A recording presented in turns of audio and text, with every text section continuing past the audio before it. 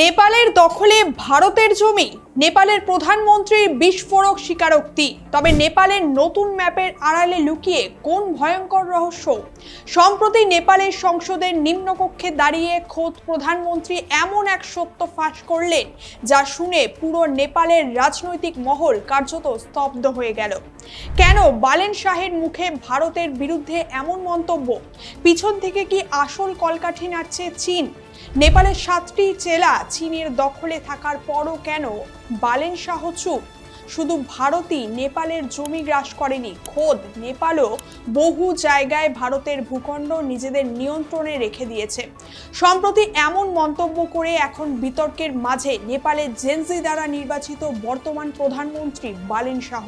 তবে দেখুন, ভারতের সম্পর্ক আমেরিকা, চীন, পাকিস্তান বা গোটা বিশ্বের সাথে খারাপ হোক না কেন, কিন্তু নেপালের সাথে ভারতের সম্পর্ক কখনোই খারাপ হওয়া উচিত নয়। কেন জানেন? কারণ নেপালের সাথে আমাদের সম্পর্কটা শুধু কূটনীতি বা সংস্কৃতির নয়, এটা সম্পূর্ণ ধর্মীয় এবং আধ্যাত্মিক সম্পর্ক। তবে সেই সম্পর্কের উপর প্রশ্ন উঠতে শুরু করেছে নেপালের নতুন প্রধানমন্ত্রী বালেন শাহের একটা বিস্ফোরক মন্তব্যকে ঘিরে। এতদিন ধরে আমরা শুনে এসেছি যে নেপাল বারবার অভিযোগ তোলে যে ভারত নাকি তাদের জমি দখল করে রেখেছে, কিন্তু এবার নেপালের পার্লামেন্টে দাঁড়িয়ে খোদ প্রধানমন্ত্রী বালেন শাহ যা বললেন তাতে পুরো নেপালের রাজনৈতিক বিশ্লেষক, বিশেষজ্ঞ এবং প্রথাগত রাজনীতিবিদরাও যেন এক প্রকার স্তব্ধ হয়ে গেছেন। তিনি বলেছেন, আমি প্রধানমন্ত্রী হওয়ার পর যখন বিষয়গুলো খতিয়ে দেখলাম তখন বুঝতে পারলাম যে শুধু ভারতেই নেপালের জমি গ্রাস করেনি, খোদ নেপালও বহু জায়গায় ভারতের ভূখণ্ড নিজেদের নিয়ন্ত্রণে রেখে দিয়েছে। আমরা জানি কিছুদিন আগেই নেপালে যে নির্বাচন অনুষ্ঠিত হয়েছিল এবং তার আগে তরুণ প্রজন্মের যে জেনজি আন্দোলন বা তীব্র প্রোটেস্ট হয়েছিল, তারপরে এই নির্বাচনটি ছিল নেপালের ইতিহাসে সবচেয়ে গুরুত্বপূর্ণ মোড়। আর এখানেই বাজিমাত করেছেন বালেন শাহের দল আরএসপি তথা রাষ্ট্রীয় স্বতন্ত্র পার্টি। তারা নেপালের ইতিহাসে এক অভূতপূর্ব এবং ঐতিহাসিক সংখ্যাগরিষ্ঠতা লাভ করে সরকার গঠন করে সেখানে, এবং নেপালে চরম উত্তেজনাময় পরিস্থিতির মাঝেই নেপালের হাল ধরেন এই বালেন শাহ এবং তিনি প্রধানমন্ত্রী হিসেবে সেখানে নির্বাচিত হন। যদিও রাজনীতিতে আসার আগে বালেন শাহ কোনো প্রথাগত নেতা ছিলেন না, তিনি ছিলেন একজন সিভিল ইঞ্জিনিয়ার এবং নেপালের অত্যন্ত জনপ্রিয় একজন র্যাপার। পরবর্তীতে তিনি কাঠমান্ডুর স্বাধীন মেয়র হিসেবেও চমক দেখান। তার এই অভূতপূর্ব রাজনৈতিক উত্থান মূলত নেপালের তরুণ প্রজন্মের দীর্ঘদিনের ক্ষোভ এবং দুর্নীতি বিরোধী মানসিকতারই ফসল। কিন্তু প্রধানমন্ত্রী হওয়ার পর পার্লামেন্টের নিম্নকক্ষ অর্থাৎ হাউস অফ রিপ্রেজেন্টেটিভে শ্রম সংস্কৃতি পার্টির অরুণ রায়ের এক প্রশ্নের জবাবে তিনি যখন এই বিস্ফোরক মন্তব্যটি করলেন ভারতের বিরুদ্ধে, তখন খোদ তার দেশের নেতারাই যেন চমকে গেল। কারণ নেপালের কোনো নেতা সাধারণত এই ধরনের সত্য জনসমক্ষে স্বীকার করেন না, কিন্তু বালেন শাহ এখানেই থামেননি। তিনি সীমান্ত বিরোধ মেটানোর জন্য ভারত ও নেপালের পাশাপাশি চীন এবং যুক্তরাজ্য তথা ইউকের মতো তৃতীয় পক্ষকেও জড়ানোর কথা বলেছেন। তিনি দাবি করেছেন নেপাল ইতিমধ্যেই ভারতকে একটা আনুষ্ঠানিক কূটনৈতিক চিঠি পাঠিয়েছে এবং তার জবাবও পেয়েছে। কিন্তু এই দ্বিপাক্ষিক বিষয়ে অন্য দেশগুলোকে জড়ানো যে বালেন শাহের একটা মস্ত বড় ভুল পদক্ষেপ, তা আমরা আজ প্রমাণসহ জানবো আজকের এই আলোচনায়। তবে এই বিরোধের মূল উৎসটা আসলে কোথায় জানেন? এর জন্য আমাদের ফিরে যেতে হবে আজ থেকে প্রায় 200 বছর আগে। 1814 থেকে 1816 সালের অ্যাংলো নেপালি যুদ্ধ বা গোর্খা যুদ্ধের ইতিহাসে। 18 শতকের শেষ এবং 19 শতকের শুরুতে নেপাল অত্যন্ত আগ্রাসীভাবে নিজেদের সীমানা বাড়াচ্ছিল। সেই সময় পরিস্থিতি এমন ছিল যে বর্তমান ভারতের উত্তরাখণ্ডের বিস্তীর্ণ অংশ, হিমাচলের কিছু অঞ্চল, উত্তরপ্রদেশ, বিহার এবং সিকিমের বেশ কিছু এলাকা নেপালের গোর্খা সাম্রাজ্যের নিয়ন্ত্রণে চলে গিয়েছিল। তবে এটা 1857 সালের মহাবিদ্রোহের আগের কথা, যখন ভারতে সরাসরি ব্রিটিশ রানীর শাসন ছিল না, ছিল ব্রিটিশ ইস্ট ইন্ডিয়া কোম্পানির শাসন, যার ফলস্বরূপ ইস্ট ইন্ডিয়া কোম্পানির সাথে নেপালের সংঘাত হয় এবং এই যুদ্ধে নেপাল চূড়ান্তভাবে পরাজিত হয়। যুদ্ধের পর 1816 সালে দুই পক্ষের মধ্যেই একটা ঐতিহাসিক চুক্তি স্বাক্ষরিত হয়েছিল এরপর, যা সুগৌলি চুক্তি নামে পরিচিত। এই চুক্তির ফলেই নেপালকে তাদের পূর্বের প্রসারিত সমস্ত ভূখণ্ড হারাতে হয়েছিল। চুক্তির অন্যতম প্রধান শর্ত ছিল একটা নদী, যাকে নেপালে মহাকালী এবং ভারতে কালী নদী বলা হয়। চুক্তিতে নির্ধারণ করা হয় যে এই কালী নদী হবে ভারত ও নেপালের মধ্যেকার স্থায়ী পশ্চিম সীমানা। এর পূর্বের অংশ থাকবে নেপালের আর পশ্চিমের অংশ হবে ভারতের। আর এই পর্যন্ত সব ঠিকঠাকই ছিল, কিন্তু মূল জট পাকালো নদীটার উৎস নিয়ে। কিন্তু সুগৌলি চুক্তির মধ্যে কোথাও ঠিক কোন নির্দিষ্ট বিন্দু থেকে এই নদীটির উৎপত্তি হচ্ছে তা পরিষ্কার করে লেখা হয়নি। যেমন ধরুন, একটা নদীর উৎপত্তি স্থলে পাহাড় থেকে অনেকগুলো ছোট ছোট জলধারা নেমে এসে মূল নদী গঠন করে। ভারত বরাবরই বলে আসছে যে কালী নদীর আসল উৎস বা উৎপত্তি বিন্দু হলো কালাপানি। সেই অনুযায়ী নদীটার গতিপথ বিবেচনা করলে পুরো বিতর্কিত অঞ্চলটাই ভারতের অংশ হয় এবং 1962 সাল থেকেই ভারত সুরক্ষার স্বার্থে কালাপানিতে নিজেদের সেনা মোতায়েন করে রেখেছে। কিন্তু নেপালের দাবি হলো নদীর মূল উৎস কালাপানি নয়, বরং আরো উঁচু অবস্থিত লিম্পিয়াধুরা। যেহেতু সুগৌলি চুক্তিতে এই জলধারা বা স্ট্রিম নিয়ে কোনো স্পষ্ট টেকনিক্যাল ব্যাখ্যা ছিল না, তাই নেপাল একদম সুদূর পশ্চিমের ধারাটিকেই মূল নদী দাবি করে লিম্পিয়াধুরা থেকে শুরু করে লিপুলেক পাস পর্যন্ত পুরো এলাকাটাই নিজেদের বলে দাবি করে। বর্তমানে এই পুরো অঞ্চলটাই ভারতের প্রশাসনিক নিয়ন্ত্রণেই রয়েছে। এবার প্রশ্ন হলো, এই লিপুলেক পাস কৌশলগত বা সামরিক দিক থেকে ভারতের কাছে এত কেন গুরুত্বপূর্ণ? দেখুন, প্রথমত এটা ভারত, নেপাল এবং তিব্বতের সংযোগস্থলে অবস্থিত একটা অত্যন্ত সংবেদনশীল ট্রাই জাংশন। তাই এই পার্বত্য গিরিপথ যার নিয়ন্ত্রণে থাকবে সে ভারত চীন সীমান্তে প্রতিরক্ষার ক্ষেত্রে অনেক সুবিধাজনক অবস্থানে থাকবে। দ্বিতীয়ত, এটা হলো সনাতন ধর্মাবলম্বীর পবিত্র কৈলাস মানস সরোবর যাত্রার সবচেয়ে সংক্ষিপ্ত এবং সহজ পথ। তিব্বতের কৈলাস পর্বতে যাওয়ার জন্য সিকিমের নাথুলা পাস হয়ে আরেকটা রুট আছে, কিন্তু সেটাও অত্যন্ত দীর্ঘ এবং দুর্গম।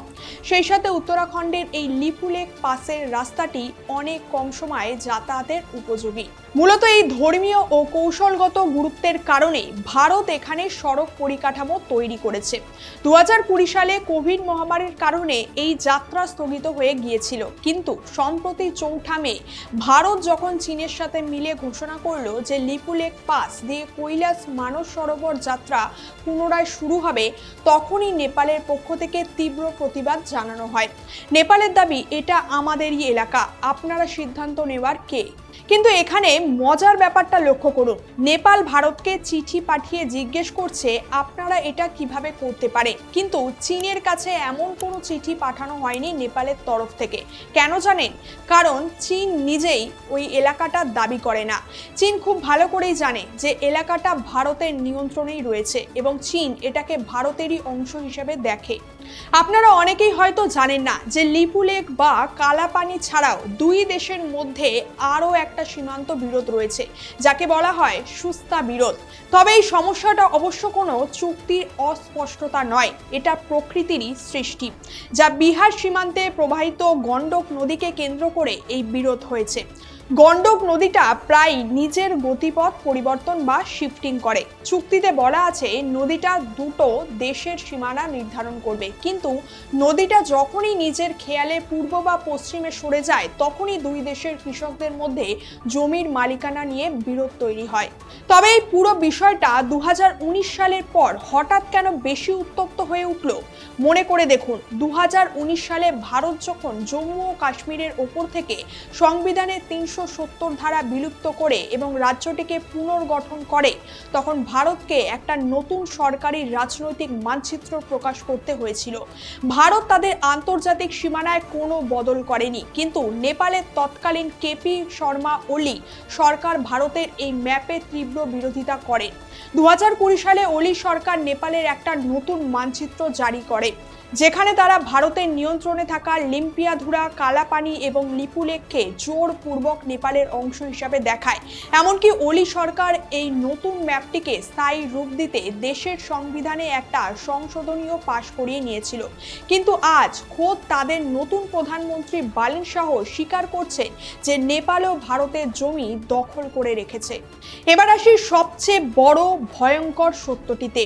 নেপালের নেতারা ভারতের সাথে সীমান্ত নিয়ে এত শোরগোল করেন, কিন্তু চীনের ক্ষেত্রে তারা মুখে কুলু পেটে বসে থাকেন কেন? কারণ ভারতের এই ভদ্রতাকে অনেকেই দুর্বলতা ভাবে।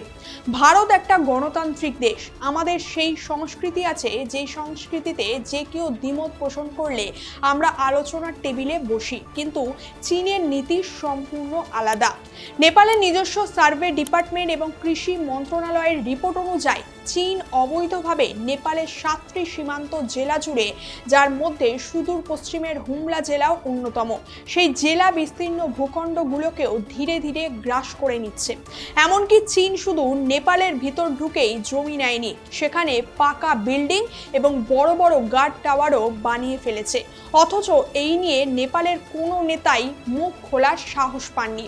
তৎকালীন প্রধানমন্ত্রী কেপি শর্মা ওলির কমিউনিস্ট সরকার চীনের কাছ থেকে কারি কারি টাকা পাচ্ছিল এবং চীনের এই আগ্রাসী এজেন্ডাকে আড়ালের চেষ্টা করে উল্টো ভারতের বিরুদ্ধে জনমনে বিষ ছড়াচ্ছিল। এমনকি 2024 সালের 12 অক্টোবরে নিউ ইয়র্ক টাইমসের রিপোর্ট অনুযায়ী তিব্বত মালভূমির উঁচুতে পাহাড়ের গায়ে চীনারা প্রায় 600 ফুট লম্বা অক্ষরে লিখে রেখেছে যে চীনা কমিউনিস্ট পার্টি দীর্ঘজীবী হোক। চীনা নিরাপত্তা বাহিনী নেপালের হুমলা জেলার সীমান্ত পার হয়ে এসে ওখানকার জাতিগত তিব্বতীদের তাদের ধর্মীয় নেতা দলাই লামার ছবি প্রদর্শন না করার জন্য হুমকি দিচ্ছে এবং কাঁটাতারের বেড়া দিয়ে সাধারণ মানুষকে বিভক্ত করে দিয়েছে। চীনের ওপর অর্থনৈতিক ও আদর্শিকভাবে নির্ভরশীল হওয়ায় নেপালে একের পর এক সরকার 2021 সালের একটা সরকারি ফ্যাক্ট ফাইন্ডিং রিপোর্টকেও আজ পর্যন্ত ধামাচাপা দিয়ে রেখেছে। তবে ভারত কখনোই অন্যের জমি দখল করতে চায় না। 1971 সালে পাকিস্তানের সাথে যুদ্ধের সময় সিন্ধু প্রদেশে প্রায় 1200 বর্গ কিলোমিটার জমি ভারতীয় সেনা দখল করেছিল, কিন্তু যুদ্ধের পর ভারত সেই পুরো জমিটাই পাকিস্তানকে ফেরত দিয়ে দিয়েছিল। আমাদের অন্য কারোর জমির ওপর লোভ নেই, তাই ভারতের বিরুদ্ধে জমি দখলের অভিযোগ তোলা নিছকই হাস্যকর। বালেন শাহ যদি সত্যি যুব সমাজের আইকন হন, তবে তিনি বেইজিংকে একটা কড়া চিঠি লিখে চীনাদের কেন বলছে না যে নেপাল ছেড়ে বেরিয়ে যাও? অন্যদিকে বালেন শাহকে নিয়ে আলোচনা করার সময় প্রায়শই বৃহত্তর নেপাল বা গ্রেটার নেপাল ধারণার কথা উঠে আসে। এটা এমন একটা জাতীয়তাবাদী ধারণা যেখানে দাবি করা হয় যে 1816 সালের সুগৌলি চুক্তির আগে নেপাল তলোয়ারের জোরে ভারতের উত্তরাখণ্ড, হিমাচল, উত্তরপ্রদেশ, বিহার এবং পশ্চিমবঙ্গে যে সমস্ত অংশ জয় করেছিল সেগুলো নাকি নেপালের অংশ হওয়া উচিত। আর বালেন শাহ যখন কাঠমান্ডুর মেয়র ছিলেন তখন তার অফিসে গ্রেটার নেপালের একটা মানচিত্রও টাঙিয়েছিলেন, যা নিয়ে বিস্তর বিতর্ক হয়েছিল সেই সময়। এখন প্রশ্ন হলো, বালেন শাহ যে যুক্তরাজ্য তথা ইউকে বা চীনকে এই বিরোধে মধ্যস্থতাকারী হিসেবে জড়াতে চাইছেন, তাতে ভারতের প্রতিক্রিয়া কি হবে? ভারত স্পষ্টভাবে এক্ষেত্রে তার এই স্বীকারোক্তিকে স্বাগত জানাবে। যে সীমান্ত সমস্যাটি একতরফা নয় এবং এর পিছনে কিছু ঐতিহাসিক জটিলতাও রয়েছে, কিন্তু যুক্তরাজ্য বা অন্য কোনো দেশের মধ্যস্থতার প্রস্তাব ভারত সরাসরি এবং তীব্রভাবে প্রত্যাখ্যান করবে। কারণ ভারতের নীতি অত্যন্ত স্পষ্ট। কাশ্মীর সমস্যা হোক বা প্রতিবেশীদের সাথে সীমান্ত বিরোধ, ভারত সবসময় থার্ড পার্টি মিডিয়েশন বা তৃতীয় পক্ষের হস্তক্ষেপকে নাকচ করে এসেছে এবং এটাকে একটা দ্বিপাক্ষিক বিষয় হিসেবেই দেখে ভারত। কারণ আজ যদি ভারত নেপালের ক্ষেত্রে যুক্তরাজ্যের মধ্যস্থতা মেনে নেয়, তবে পাকিস্তান ও কাশ্মীর ইস্যুতে তৃতীয় পক্ষকে জড়ানোর দাবি তুলবে, যা ভারতের দীর্ঘদিনের আন্তর্জাতিক অবস্থানের পরিপন্থী। তাই ভারত বিদ্যমান কূটনৈতিক চ্যানেলের মাধ্যমেই শুধুমাত্র দ্বিপাক্ষিক আলোচনার উপরেই জোর দেবে।